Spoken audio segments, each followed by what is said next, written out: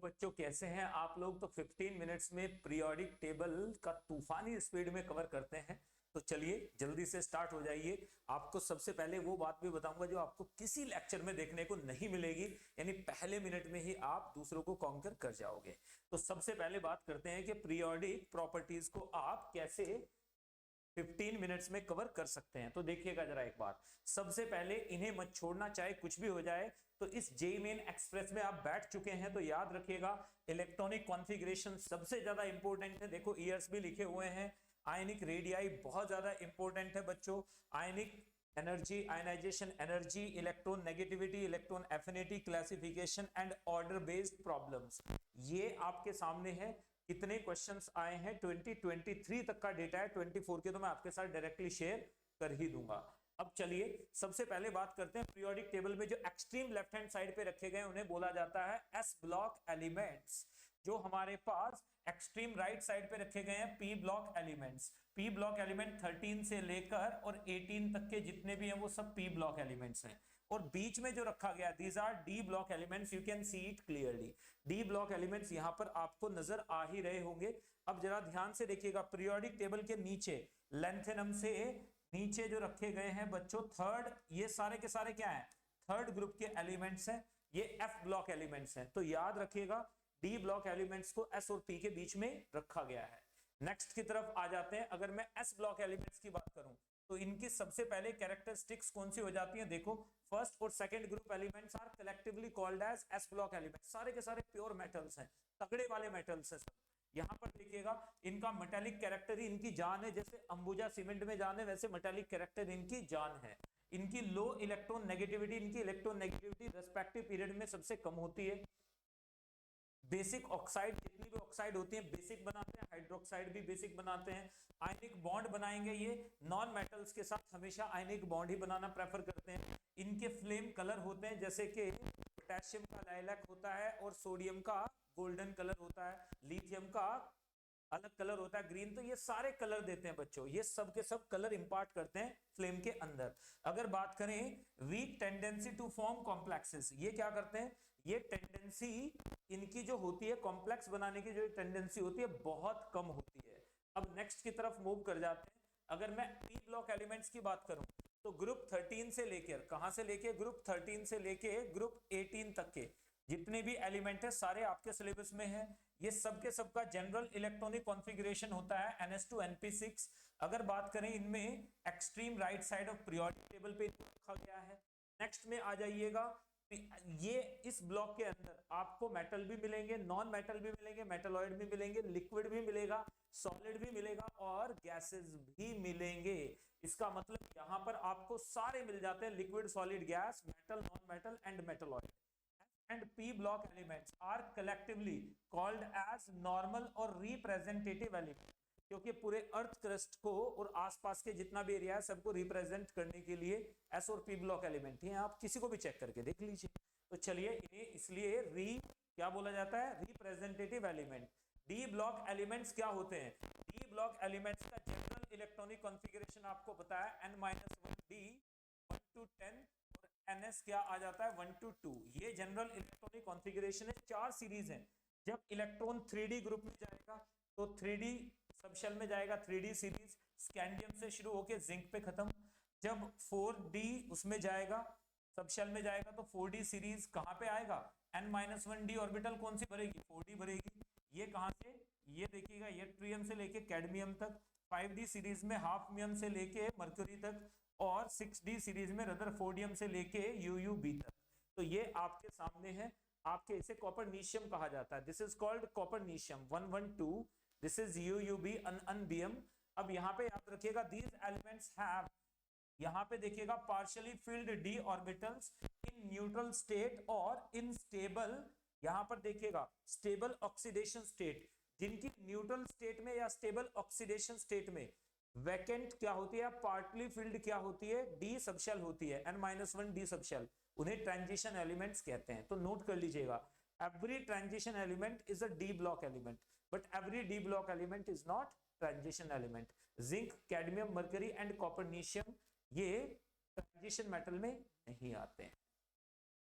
Next पे आ जाइए, एफ ब्लॉक एलिमेंट्स में ऑल एफ ब्लॉक एलिमेंट्स, जितने भी एफ ब्लॉक एलिमेंट्स आप देखते हो they belong to third group, सारे के सारे F block element third group से, याद रखना है ये इंपॉर्टेंट पॉइंट है, सब के सब थर्ड ग्रुप से ही बिलोंग करते हैं। They all are hard metals, इनके मेल्टिंग पॉइंट काफी ज्यादा होते हैं। नेक्स्ट पे within each series properties of elements are quite similar, यानी इनकी properties atomic radius, electronegativity, ionization energies बहुत आसपास होती है। नेक्स्ट पे elements coming after uranium are called trans uranium elements, पूछा गया है ये भी जेईई मेन में आपसे। नेक्स्ट पे आते हैं, they are also called inner transition elements, और याद रखिएगा क्योंकि इनकी तीन सबशेल्स क्या होती है, तीन जो ऑर्बिट होती है वो इनकम्प्लीट होती है। ये रेयर अर्थ एलिमेंट भी कहा जाता है, क्यों? क्योंकि इनकी ऑक्साइड्स क्या है, रेयर है, अर्थ के ऊपर अर्लियर डेज में रेयर थी, अब तो बना सकते हैं अपन। तो शुरुआत की बातें हैं ये सब। अगर हम बात करें इनमें, यहाँ पर देखिएगा दो सीरीज है, यहाँ पे एक्टिनाइट्स हैं, लैंथेनाइट्स हैं, have been placed at the bottom of the periodic table। इन्हें इसे कहा जाता है लैंथेनाइड, इन्हें क्या बोला जाता है, लैंथेनॉइड्स, और इन्हें कहा जाता है एक्टिनॉइड्स, इन्हें एक्टिनॉइड्स कहा जाता है। तो ये एक्टिनॉइड्स है, ये लैंथेनॉइड्स हैं। तो याद रखिएगा लैंथेनम से लेकर और ल्यूटेटियम तक, और यहाँ पर एक्टिनियम से लेकर लॉरेंशियम तक, ये सारे के सारे क्या है बच्चों, सबके सब एफ ब्लॉक एलिमेंट्स हैं। नेक्स्ट की तरफ मूव करेंगे, डिटेल में मैंने एफ ब्लॉक एलिमेंट को यहाँ पर डाला है। एक्टिनियम में ध्यान से देखिएगा, ये वापस रिपीट हो गया वही चीज। नेक्स्ट की तरफ, अगर कोई भी एलिमेंट आपको दे दिया जाए कि एटॉमिक नंबर 87 का आप बताइए ग्रुप क्या होगा, पीरियड क्या होगा, तो कैसे प्रिडिक्ट करेंगे? तो इसके ऊपर भी क्वेश्चन आता ही आता है, जेईई मेन में भी और नीट में भी। It is very very important. तो ध्यान से देखेंगे, पीरियड को प्रिडिक्ट करने के लिए, period of an element corresponds to the principal quantum number of valence shell, यानी इलेक्ट्रॉनिक कॉन्फ़िगरेशन में वैलेंस शेल का जो इलेक्ट्रॉनिक जो भी प्रिंसिपल क्वांटम नंबर होगा वही क्या हो जाएगा, पीरियड हो जाएगा। अगर 3 है तो थर्ड पीरियड का हो जाएगा, 4 है तो फोर्थ पीरियड का हो जाएगा। ब्लॉक में देखिएगा, block of the element corresponds to the type of orbital which receives the last electron. Last electron अगर s में गया तो s ब्लॉक, p में गया तो p ब्लॉक, d में गया तो d ब्लॉक, f में गया तो f ब्लॉक। कैसे पहचानेंगे? देखो, अब हमने ग्रुप के बारे में हमें पता चल गया है कि ब्लॉक के बारे में पता चल गया। अब ग्रुप में देखते हैं, पीरियड तो हमें पता है कि n को पीरियड कहते हैं, ब्लॉक हमें पता चल गया, लास्ट इलेक्ट्रॉन जहां पे जाएगा वो ब्लॉक है। अब बात करते हैं ग्रुप को कैसे डिसाइड करें। Group of an element is predicted by the number of electrons, valence electrons. यहां पर देखिएगा, वैलेंस इलेक्ट्रॉन से सबसे पहले एस ब्लॉक के लिए नंबर ऑफ वैलेंस इलेक्ट्रॉन सीधे सीधे जो हो जाएंगे वही उसका ग्रुप नंबर हो जाएगा। 1 है तो 1, 2 है तो 2। पी ब्लॉक में वैलेंस इलेक्ट्रॉन में 10 जोड़ दोगे, जैसे बोरॉन में 3 इलेक्ट्रॉन से तो 10 जोड़ के 13th ग्रुप का हो जाएगा। याद रखिएगा, जैसे अगर डी ब्लॉक एलिमेंट्स में बात करूंगा तो वैलेंस इलेक्ट्रॉन के साथ साथ n-1 डी इलेक्ट्रॉन जोड़ लोगे तो ग्रुप नंबर आ जाएगा। मैं एक एग्जांपल आपको देता हूं, जैसे मेरे पास क्या है बच्चों, जैसे मेरे पास है 3d6 and 4s2, तो मुझे साफ साफ दिख रहा है कि यहाँ पर देखो लास्ट इलेक्ट्रॉन यहाँ पर गया है, तो मुझे पता चल गया ये डी ब्लॉक का है, ये डी ब्लॉक का है। ये क्या बता रहा है कि फोर्थ पीरियड है, ये बता रहा है कि फोर्थ पीरियड है। देखो यहाँ से पता चल रहा है कि नहीं, फोर्थ पीरियड है। और कितने इलेक्ट्रॉन्स हैं यहाँ पर देखो, ग्रुप में पता चल रहा है कितने इलेक्ट्रॉन्स हैं, 2 और 6 8, यानी यहाँ से क्या हमारे पास ग्रुप आ जाएगा, इसके लिए 8th ग्रुप क्या आ जाएगा, 8th ग्रुप। तो पता चल गया हमारे पास 6 + 2 8, आप ऐसे काउंट करके निकाल सकते हो।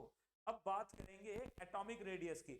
एटॉमिक रेडियस कई टाइप की होती है। सबसे पहले अगर मैं बात करूं आप लोगों से, तो कोवेलेंट रेडियस ऑफ, आप देखिएगा कोवेलेंट रेडियस क्या होता है, दो एडजेसेंट एटम्स की इंटरन्यूक्लियर डिस्टेंस के आधे को कहते हैं कोवेलेंट रेडियस। देखो ये इंटरन्यूक्लियर डिस्टेंस है, इसका आधा, इंटरन्यूक्लियर डिस्टेंस के आधे को क्या बोल देंगे, कोवेलेंट रेडियस बोलेंगे। ये बात याद रखिएगा, यानी कोवेलेंट रेडियस RC = आ जाती है DAB/2। सीधा सा फंडा है। यहाँ पे ये क्या है, इलेक्ट्रॉन नेगेटिविटी डिफरेंस है। अगर मैं बात करूं वेंडरवॉल रेडियस की, तो वेंडरवॉल रेडियस देखिए जरा एक बार, वेंडरवॉल रेडियस अगर मैं आयोडीन की बात करूं, सॉलिड स्टेट में ही डिफाइन होगी वेंडरवॉल रेडियस। तो आप देखो दो एडजेसेंट एटम के बीच की इंटरन्यूक्लियर डिस्टेंस के आधे को कहते हैं वेंडरवॉल रेडियस। तो यहां से हमारे पास वेंडरवॉल रेडियस, आर वेंडरवॉल क्या हो जाएगा, आ जाएगा D/2।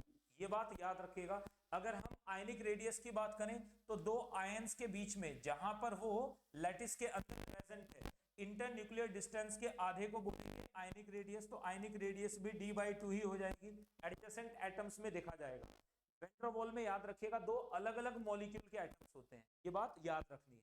नेक्स्ट की तरफ मूव कर जाते हैं। अगर बात करें एक्सेप्शंस की तो पहला एक्सेप्शन देखेगा स्कैंडियम, टाइटेनियम, वेनेडियम, क्रोमियम यानी शक्ति वक्रमन फैकोनिक्यूजन में आप देखो एटॉमिक रेडियस पहले क्या हो रही है, एटॉमिक रेडियस घट रही है लगातार और उसके बाद ऐसा इसलिए होता है कि पहले तो इफेक्टिव न्यूक्लियर चार्ज लगातार बढ़ता है क्योंकि पुअर शील्डिंग होती है, उसके बाद क्या होता है रिपल्सिव फोर्सेस डोमिनेट कर जाते हैं कॉपर में और जिंक में, इस वजह से थोड़ी सी बढ़ जाती है।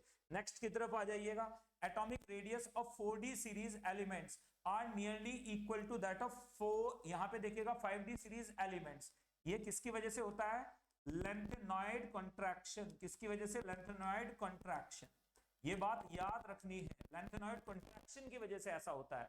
अब नेक्स्ट की तरफ अपन मूव कर रहे हैं। Niobium 5th period and tantalum 6th period have same atomic radii, इसके अलावा हाफनियम, जिरकोनियम, याद रखिएगा जिरकोनियम एंड हाफनियम इन दोनों की भी क्या होती है, सेम रेडियाई होती है, सेम रेडियस होती है, सेम रेडियस होती है, ये बात याद रखिएगा, इन्हें ट्विन पेयर्स कहते हैं। नेक्स्ट में आ जाइएगा। In a shell number if this shell number increases ionic radius increases, याद रखिएगा शेल नंबर बढ़ रहा है तो आयनिक रेडियस लगातार बढ़ती जाएगी। देखो ये सारे एग्जांपल आपके सामने हैं, शेल नंबर बढ़ रहा है तो आयनिक रेडियस लगातार बढ़ रही है। if the charge on cation increases ionic radius decreases, ये देखिएगा जरा एक बार, इन दोनों में देखो, इन तीनों में देखो, इन तीनों में देखो, आपके सामने है। अब नेक्स्ट में if charge on anion increases ionic radius increases, आपके सामने है O2 -2 यानी O -2 बड़ा हो जाएगा O- से, S2 - बड़ा हो जाएगा S- से, तो ये बात याद रखिएगा। आइसो इलेक्ट्रॉनिक स्पीशीज में जैसे जैसे चार्ज बढ़ेगा वैसे वैसे क्या हो जाएगा, जैसे जैसे इलेक्ट्रॉन बढ़ेंगे यानी Z जैसे जैसे क्या होता चला जाएगा, कम होता चला जाएगा, रेडियस बढ़ती चली जाएगी, नोट कर लीजिएगा आइसो इलेक्ट्रॉनिक में ऐसा होता है। अब बात करते हैं आयनाइजेशन एनर्जी की। The amount of energy required to remove the outermost electron from isolated gaseous atom, आप देखो ये एक आइसोलेटेड गैसियस एटम है, इस आइसोलेटेड गैसियस एटम से, इस आइसोलेटेड गैसियस एटम से आपने इसे गैसियस आयन बना दिया, तो जो एनर्जी लगेगी एंथैल्पी चेंज को बोलेंगे ionization energy. It is measured in electron volt, kilojoule per mole में भी इसे आप निकाल सकते हो। देखो Be- से ये निकालना, this is ionization energy of, किसकी हो जाएगी बच्चों, B- के लिए। अब ये हमारे पास प्लीज नोट कीजिएगा B- की आयनाइजेशन एनर्जी क्या हो जाएगी, ये के सामने है। अब देखो A से A+ बना, फिर A+2 बना, फिर A+3 बना, तो आयनाइजेशन एनर्जी क्या होती है, सक्सेसिव होती है, और दो आयनाइजेशन एनर्जी क्या हो जाएगी, पहली से ज्यादा दूसरी होगी क्योंकि इलेक्ट्रॉन पॉजिटिवली चार्ज्ड आयन से निकलेगा, तीसरी और ज्यादा होगी, चौथी और ज्यादा होगी, पांचवी और ज्यादा होगी एंड सो ऑन, ये बात याद रखनी है। नेक्स्ट की तरफ आ जाते हैं। अब बात करेंगे इसमें फैक्टर्स की, कौन कौन से फैक्टर्स पे ये डिपेंड कर जाता है। आयनाइजेशन एनर्जी किन किन फैक्टर्स पे डिपेंड करता है, inversely proportional to shell number, shell number बढ़ेगा तो आयनाइजेशन एनर्जी घटेगी, ionization energy inversely proportional to radius, ionization energy directly proportional to effective nuclear charge, effective nuclear charge बढ़ेगा आयनाइजेशन एनर्जी बढ़ जाएगी, आयनाइजेशन एनर्जी शील्डिंग कांस्टेंट के directly inversely proportional है, ionization energy directly proportional to stability of configuration, जहां भी half filled और fully filled आएगा, चाहे वो डी ब्लॉक में हो, एफ ब्लॉक में हो, एस ब्लॉक में हो, पी ब्लॉक में हो, एकदम से क्या हो जाएगा, आयनाइजेशन एनर्जी शूट अप कर जाएगी। Number of subshell, nature of subshell में याद रखिएगा आयनाइजेशन एनर्जी क्या हो जाती है, नेचर ऑफ सबशेल पे डिपेंड कर जाती है, एस में ज्यादा होती है, पी में कम होती है, डी में कम, एफ में उससे भी कम होती है। नेक्स्ट में आ जाएंगे चार्ज ऑन आयन के क्या हो जाती है, डायरेक्टली प्रोपोर्शनल, डायरेक्टली प्रोपोर्शनल किसके, ionization energy directly proportional to positive charge and ionization energy is inversely proportional to negative charge, ये बात याद रखिएगा।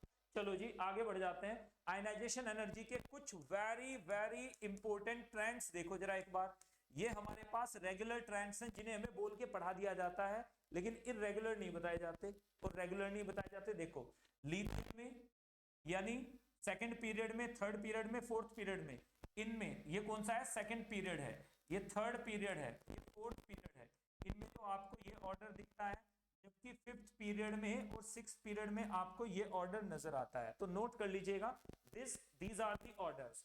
अगर बात करें आयनाइजेशन एनर्जी की एप्लीकेशंस की बात करें, तो एप्लीकेशंस में देखिएगा आयनाइजेशन एनर्जी अगर बढ़ेगी तो मेटालिक कैरेक्टर कम हो जाएगा।